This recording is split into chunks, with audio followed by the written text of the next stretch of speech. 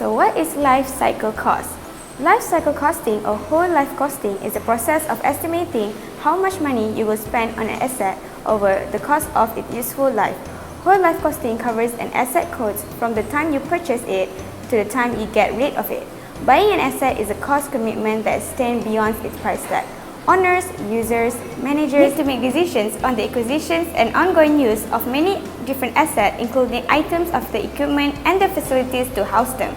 For example, when you buying a car this year, an LCC will help you to calculate the value of that car in 5 years' time. The first objective of the methodology is estimating life cycle cost. The equation of LCC is equal to capital cost plus operating cost plus maintenance cost plus rehabilitation cost plus disposal cost and minus residual value. The second one is selecting potential project alternative for comparison. The alternative that need to be considered is renewal, do nothing, disposal, and the last one is status quo.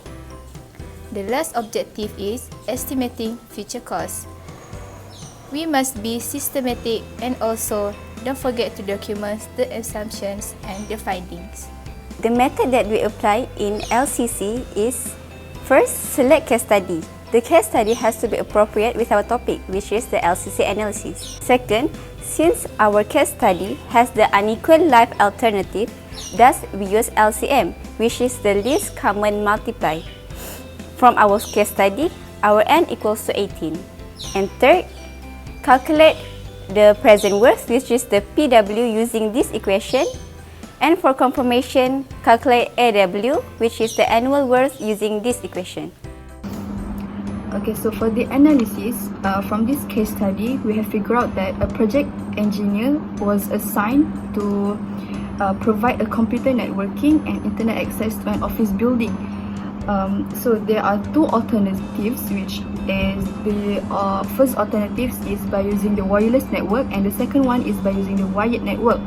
So we had summarized the economics data as shown in the table.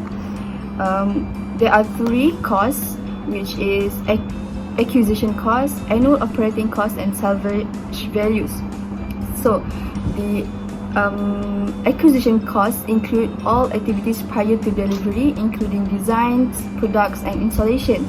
Meanwhile, the operational costs include the expenditures on equipment upgrades, maintenance, and operations. So we have used three methods, which are the present worth method, annual worth method, by using the 5 years method. So both annual and present worth method giving the same result, which is the project engineer should choose alternative B because it has the least PW and AW compared to alternative A. But if we are using the 5-year study period, it gives us the conclusion that this project engineer needs to choose alternative A because it gives us least cost compared to alternative B. So these are the methods that we use to solve this case study by using the life cycle cost method.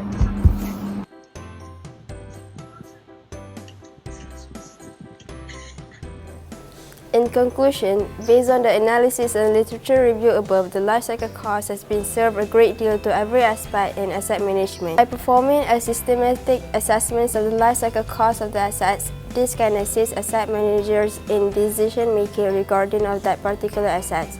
It also functions as to help asset managers to examine projected life cycle costs for comparing competing capital and OEM project solutions and allow for appropriate comparison of alternative of different capital value and length of time. By conducting this analysis, the authorities in a facility can truly know what is the best decision that they should be making in order to gain more profit and prevent losses. It results in earlier actions to generate revenue or to lower costs than otherwise might be considered. They can also know where their facilities stand, especially regarding the economic and financial feature, whether they are making more income and earning or paying questionable expenditure and unrelated disbursement. Hence, it ensures better decision from a more accurate and realistic assessment of revenue and cost, at least within a particular life cycle stage.